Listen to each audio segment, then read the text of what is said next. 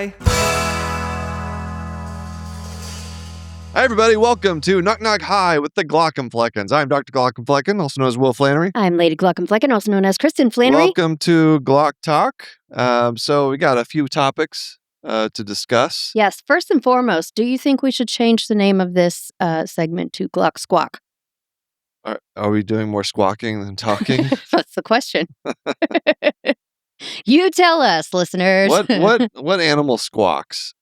Good question. Birds, right? Certain types of birds. Poultry. Is it are all birds squawkers? Yeah, which ones are the squawkers? I imagine there's cluckers, there's peepers. I don't know. Does Big Bird squawk? All right, so I have a medical education topic to discuss, and it's about step one. Do you remember step one? I do. You had to study a lot for that one, is what I remember. I mean, not you specifically, but just it involves a lot of studying. What did everyone. You remember from me studying? That for you that were test? Gone a lot in the library. I did. I spent a lot of my time there and in our little nook office that we had in our apartment at the time. God, that was so small. I know it was.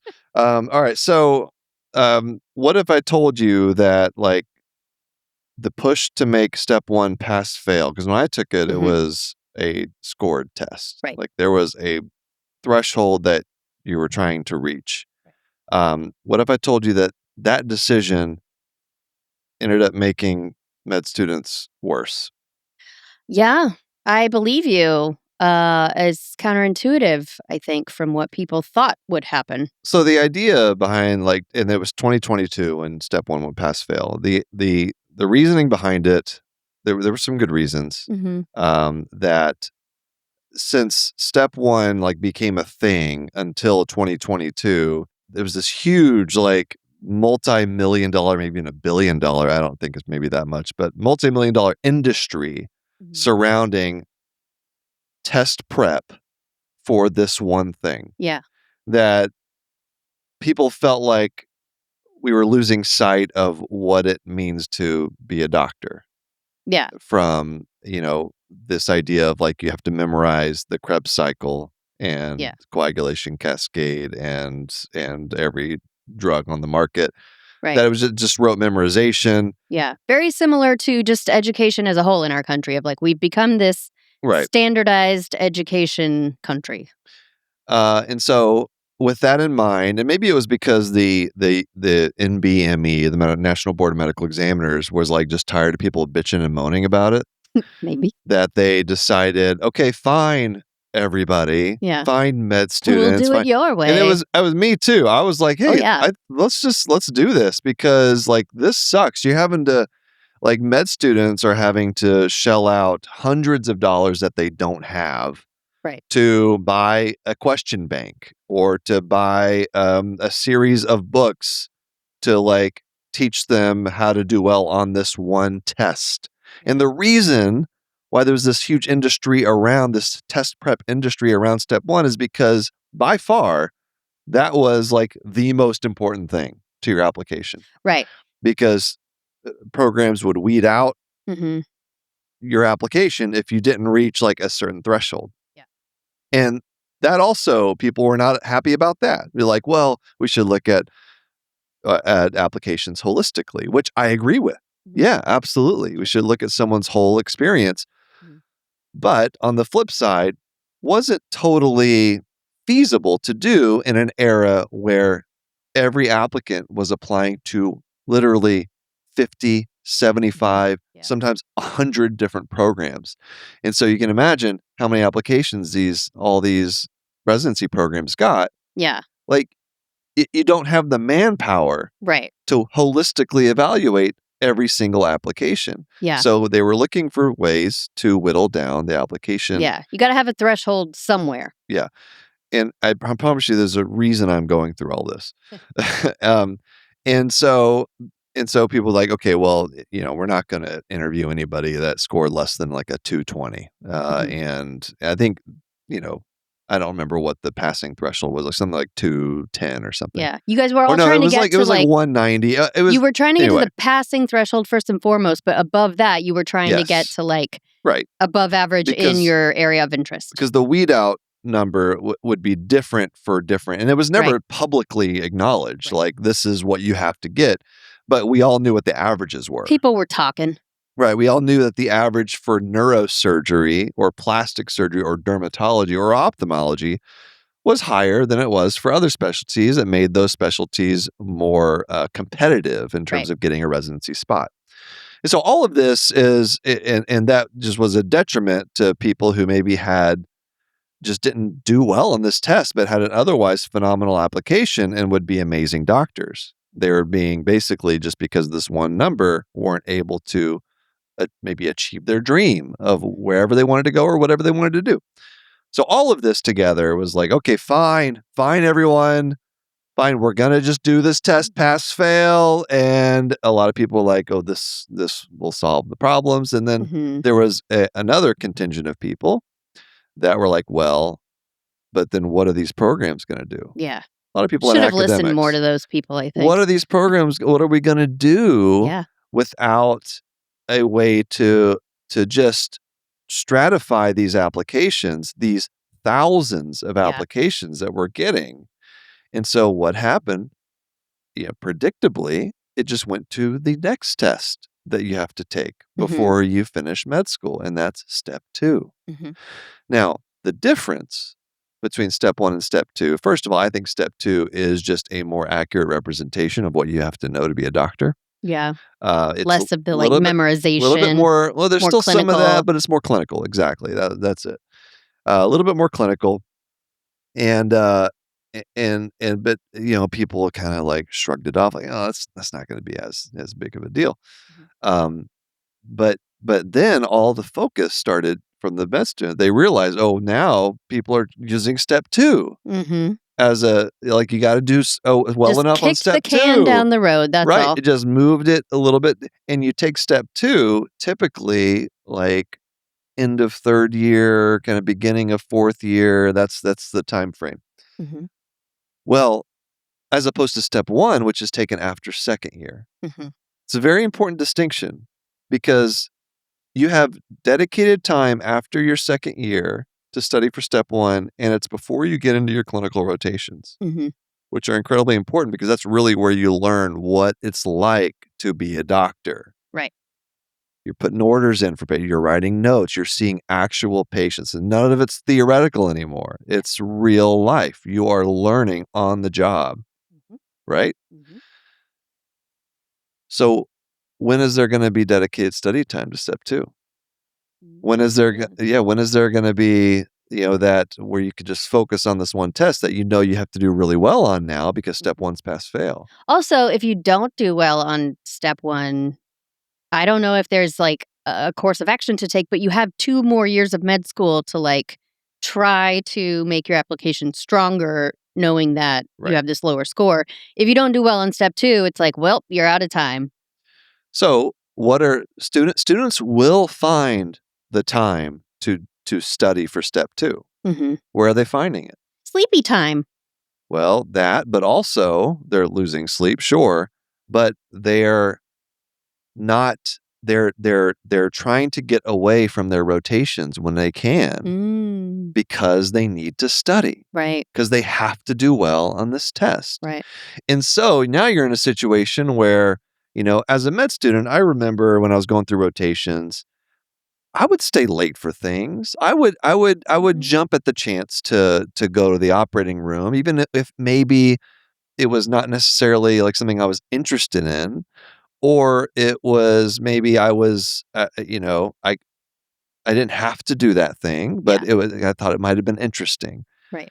And so now students are put in this predicament where they can either choose to do that, really show out on their rotation, try to impress people, try to do it, which, will that give them a good grade? That's all subjective. Will the attendings recognize that? Will that result in a higher evaluation? And would that be recognized by residency programs as like a worthwhile thing? Or will these programs just look at their step 2 score? Right. And so now they're putting this, we, the medical establishment, the NBME, all of us who were beating the drum for pass-fail step 1 have now put students in a situation where they have to choose. Yeah. Do you spend that extra hour and a half seeing that extra case that you probably don't have to do? Or do you say, see you guys, sorry, I got to go study? Right. And so, and I've seen this, and that's the reason I'm bringing this up in the first place, because I've seen the reaction to this from physicians in leadership positions that have residents, that have med students. They're complaining about how med students don't seem as dedicated. No one wants to work these days.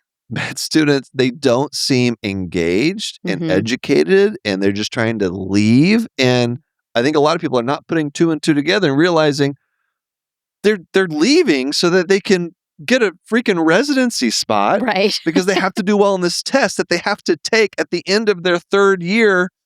When are they going to study? Yeah. When are they going to study? So I don't want to hear. I don't want to hear any of this, like, med students these days, this generation, they're not dedicated. They don't know what it takes to be a doctor. That's bullshit. And we have put them in an impossible situation. And so just please, people, keep that in mind, that we have done this to med students, to ourselves.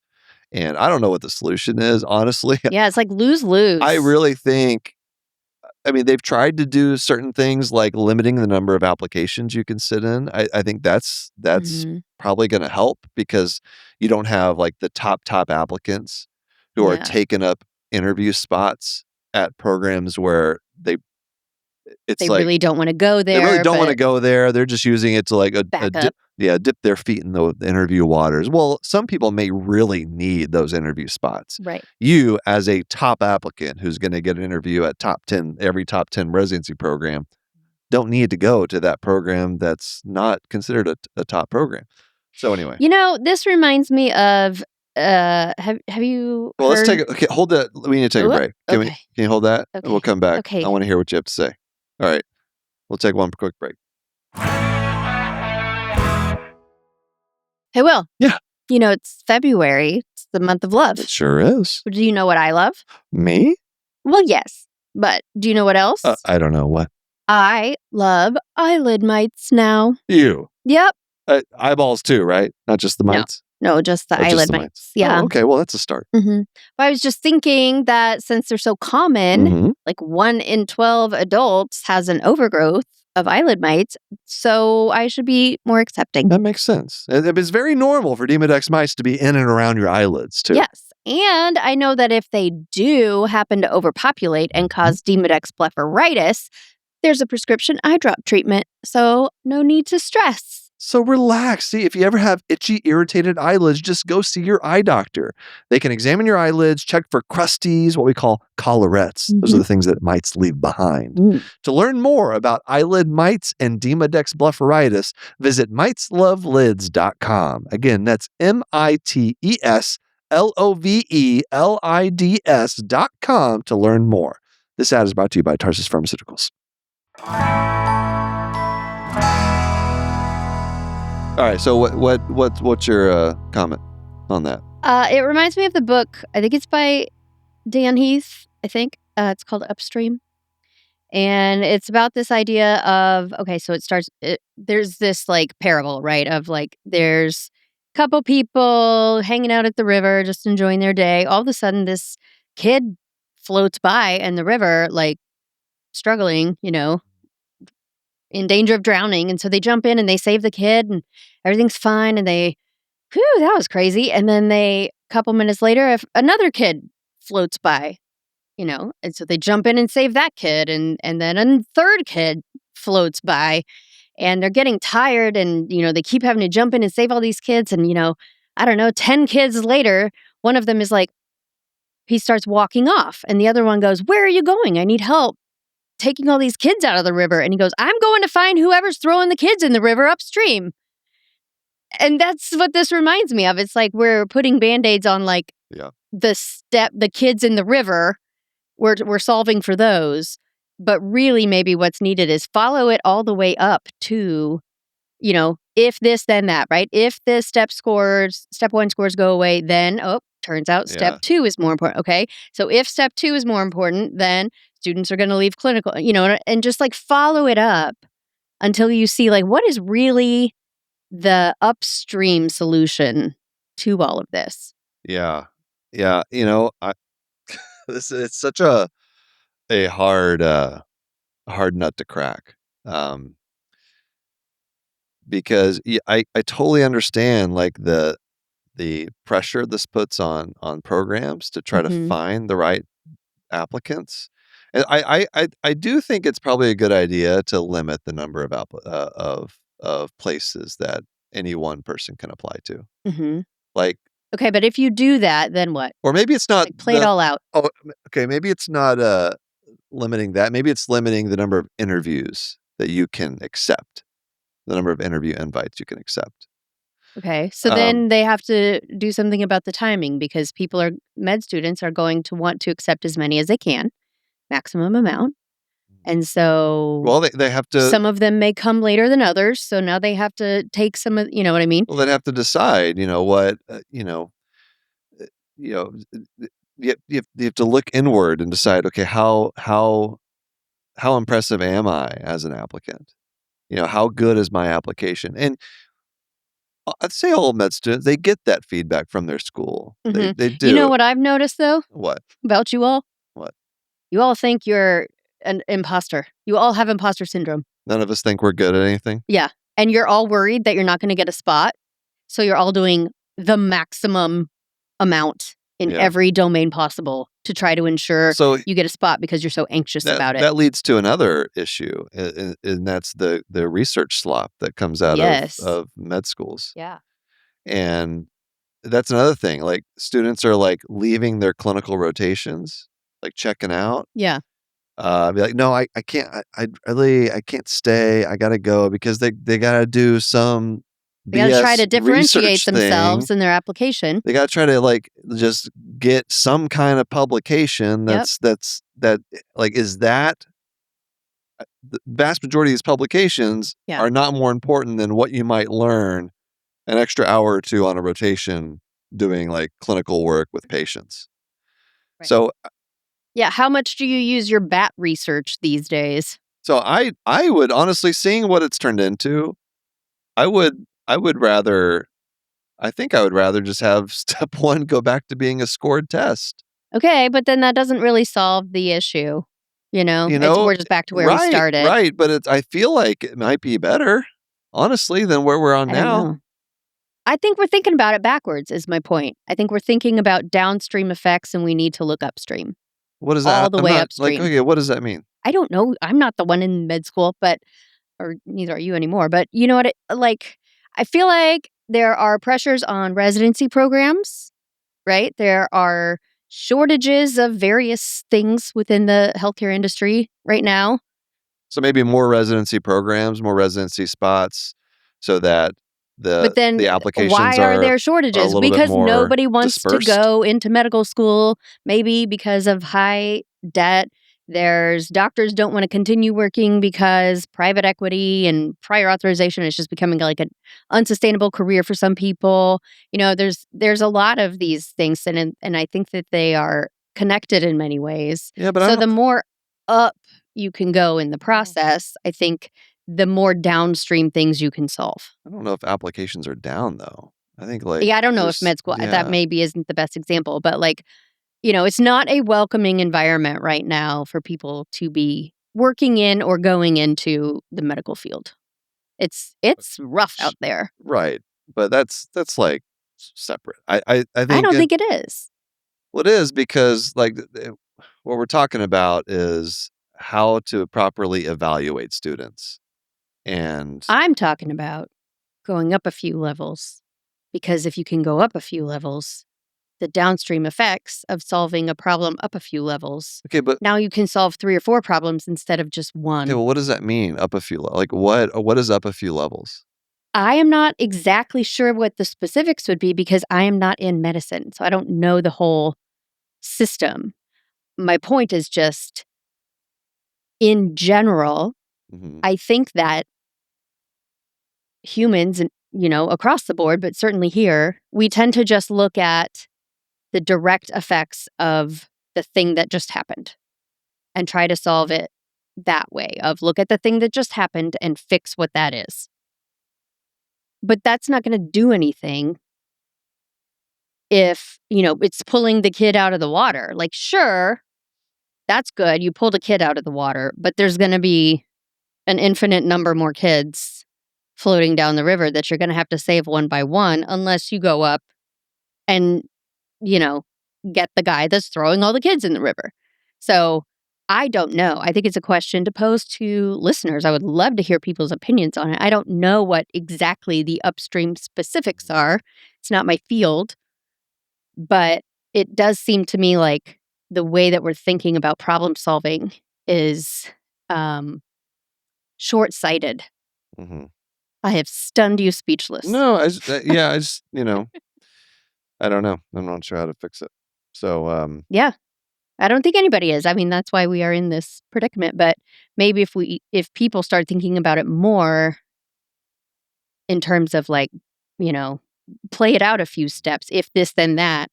people still go to Prometric, the thing, you Didn't think? didn't you have to go there Yeah. to That's do why I took all no, I to have get your board, like, no, you have to get recertified or I don't whatever every so often? think it no. You don't have to go to Mm-mm. something like that to do that? Last time I stepped into a Prometric site was in 2017, I think.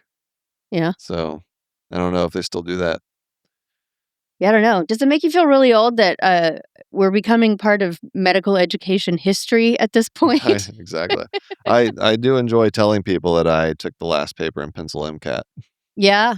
very last one. Big auditorium full of applicants, people taking that test, and Mhm. it was awful. But Alright. you did very well. Yeah, I did You well did enough. very I did well. well You enough. did very well. I did people, I remember what score I got on that. I got a 31. I know.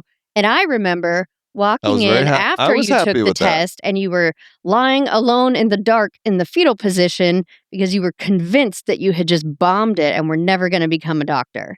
This is what I'm saying about Yeah. you guys are all overly Not anxious not an about your future. not an unreasonable concern. Not unreasonable at all. But what I'm saying Very is you possible. didn't have an accurate view of I how well you I had don't done. think I you don't know if anybody I don't can think after you that, can. but I felt more confident than you did that you probably did fine. Mm. Do you remember that? Well, yeah. I mean, And that's because you loved me. no, I mean, I do, but that's not why. It's because I am more objective in that sense than you, right? Like the people in the med students and pre-med students' lives, it was just pattern recognition. I knew that everything you did well on. So why would this be any different? I saw how hard you had studied and the effort you put into it. And, I knew how smart you were and I wasn't worried. Yeah. But, when you're the one taking the test, it's hard to have that perspective and feel that way. Yeah, I think that test was designed to make you feel Awful. really bad about yourself. But that's the thing. It's hard for everyone. They try to make that happen. Yeah. They try to make you feel bad. All right, should we talk about something else? Sure. You wanna talk about baby vision? Baby vision. What is baby? Can they see? What do they Yes, see? babies can see. I mean, I know they can see, but like, is it all just like when I have my glasses off? They No, they do see at first. They're really good with shadows and light and Uh-huh. patterns. And then 'Cause that's just like photoreceptor fire yeah, neural like firing. brand newborn. Yeah, yeah. Yeah. But then, vision improves pretty rapidly and one of the first signs that something could be wrong with a baby's vision is if there's excessive amounts of like eye crossing. Now, the Oh. first like I thought 6 you were gonna say weeks, like they're bumping into stuff. no. The first, I guess that would be a concern, but the first 6 weeks, like, the eyes, they haven't quite gelled together yet, so Mhm. you could have, like, every now and then, the eye could, like, kinda wander around Yeah. one or both eyes. They're trying to figure out how to work But together. if it becomes, like, consistent, this the eye is, like, seems stuck in, that's a problem. Yeah. Yeah. And so, I think you had heard a question about what was the question about? Oh, yeah, I was you know what the videos that I love? I love these videos, they never get old, is when and everyone will know what I'm talking about. They put up these videos of babies that are usually, like they're not newborns, but they're maybe, like, 1 or 2, somewhere in that range, and they put a pair of glasses on these babies for the very first time, and it's babies that have vision problems, and as soon as they put the glasses on them, you just see the baby's face change, and they're like, "Whoa." Yeah. 'Cause it's the first time they've been able to see the world clearly, and then they are, like, smiling and giggling, and they're just like their mind is blown, and their parents are, like, tearing up, and it's just, like, one of Mhm. these things that makes you feel like maybe there's still some good in the world. But I was watching one of those recently, and someone commented, "How do they know what prescription the baby needs?" Because you can't talk to the baby. You can't do the 1 or 2, 1 or 2. So, what are you looking at that We're doing what's called a retinoscopy. So, what we do is we dilate the kid's eyes, Mhm, and we use this thing called a retinoscope that shines the light through the pupil, and we're looking for the reflection, and it's like it's a streak. We call it a streak. mhm, So it's like an up and down, or you can change it towards this way. And there's reasons you would do both of those things. Like if you're thinking there's some astigmatism, but mhm. anyway, it's a streak. Shine it a streak into the eye, and then you're looking for the reflection back. And Where if do you see a reflection? the pupil, it's like through the scope, Okay. the streak, and you're seeing what it looks like when it comes back to you. You're not seeing what it looks like going in, so it's not like What you see whenever you shine it in is the the reflection of it. reflect so you're not seeing both of those things Nope, is what I was trying because nope, that seems like it would nope. be Just the hard. reflection coming back. Okay. And if you're seeing, and depending on the movement of that streak, because what you do is you take this retinoscope and you go across the pupil, go across Mhm. the pupil like that. And what you're looking for, and you can dial it in, use different lenses in front of it. And what you're trying to do is you're trying to neutralize that reflex where whenever you shine it in, you just see a like a full moon come back at you, as opposed to like a partial moon coming What is back that at you. telling you? What is a partial moon telling you? It's just telling you, that that there is refractive error. It's Mhm. So without a showing you, it's yeah. normal So, but that's how we do a it. normal retina would give you a full moon back, one that A can normal see a eye person that that can has see. no refraction, Yeah, that has no correction. okay. Yes. And so that's And what we're then you're trying to get probably to. looking at the degree of difference between Right. So normal and this we're person. using different types of lenses, so plus lenses or minus Okay. lenses, and the end result is this full moon reflection coming back at you, and you're like, "Oh, okay, that's the correction." Yeah. And so with that, we can determine that a kid's like a +4 or something. How come you don't do this for everyone? Is it not Becau super comfortable? because by the time you're 7 or 8, you can talk. I know, but why bother with the ones and twos if you have this, like, more biological way? Because you have to dilate the eye to do it Mhm, effectively and easily, and it can take longer, honestly, than a mm, subjective refraction. And the subjective is helpful because that's what the patient actually, like, wants and needs.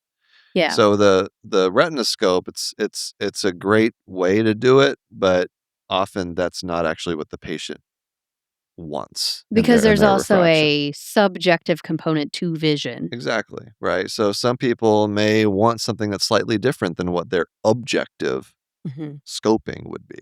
I always overthink the ones and twos. You know, that's That's my problem. that's why I sometimes will go up to 3s and 4s. So D that just For me or change just in no, general? just in general, Okay, good. change it up on you. Yeah, 3 or 4 or 5. So one time I got to 9 or 10. Whoa. Yeah, that was a wild day. Oh All my right. gosh. I don't know how they keep all that straight to tell you an answer. Um, Anyway, does that make sense? I'll answer your question. Yeah. And so, usually it's kids that are hyperopic. So you put these big magnifying glasses basically on their face, and then all of a sudden they can see the world. It's super cute because it makes their eyes even their bigger. eyes are huge. Oh, love it. All right, let's take one more break. And that's all you need to know about baby vision. That's it. That's it. You're done. I got a lot more questions. It won't surprise you to hear. All right, we'll do one more. Do you have any other questions? About baby vision? Yeah. I remember, I don't know if this is a question so much as just like this is an interesting topic. The baby books, the newborn books, right? They are black and white. Yeah.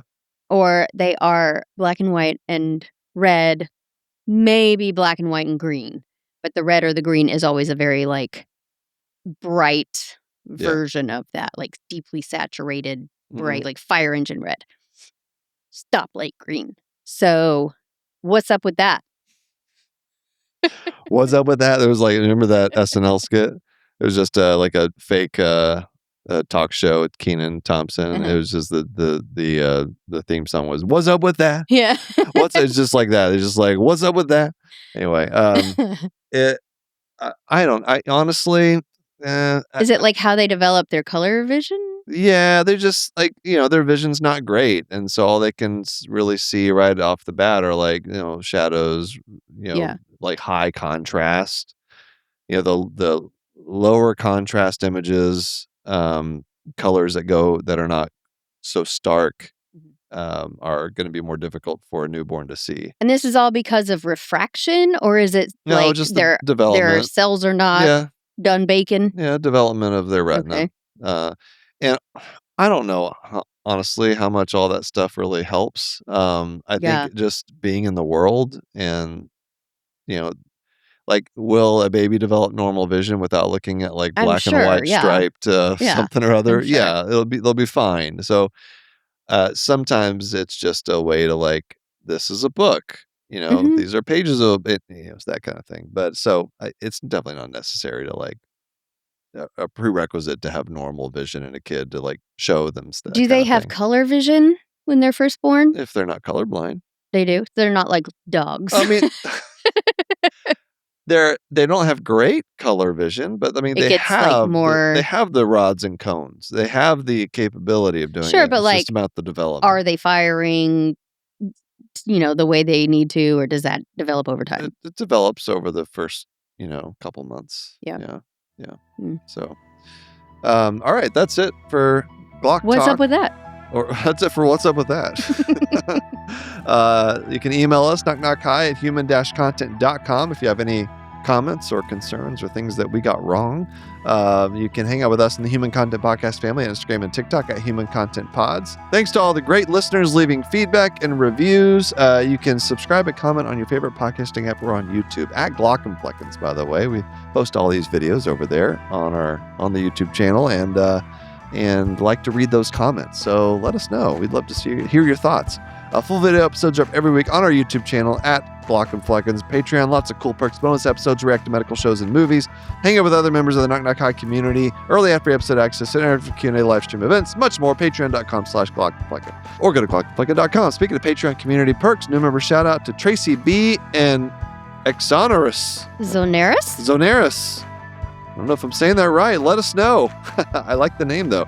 Shout out to all the Jonathans, as usual. Lucia C., Edward K., Marion W., Mr. Granddaddy, Caitlin C., Brianna L., MP Cole, Mary H., Parker, Muhammad L., David H., Kaylee A., Gabe, Gary M., Eric B., Marlene S., Scott M., Kelsey M., Dr. Hoover, Sean M., Ryan N., Jess K., Tracy B., Hawkeye MD, Bubbly Salt, and Shawnee D. Patreon roulette time. Random shout out to something on the emergency medicine tier. Shout out to Valentine S. for being a patron. Thank you all for listening. We're your hosts, Will and Kristen Flannery, also known as the Glauc and Plecken. Our executive producers are Will Flannery, Kristen Flannery, Aaron Corney, Rob Goldman, and Shanti Burke. Our editor and engineer is Jason Pertiz. Our music is by Omer Ben-Zvi. To learn about Knock Knock High's program disclaimer, ethics policy, submission verification, and licensing terms and HIPAA release terms, go to glaucandplecken.com or reach out to us, knockknocki@human-content.com with questions, concerns, or fun medical puns. Knock Knock High is a human content production.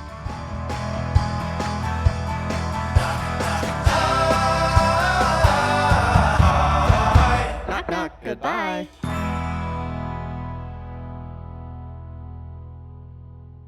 Thanks for watching the episode. You can find more on that playlist over there. If you prefer to listen or you just had your eyes dilated, you can binge full episodes wherever you get your podcasts. Or join the party over on Patreon, where you get early access episodes, hang out with us, get lots of exclusive bonus content. Hope you subscribe, leave a comment below. Let us know what you think.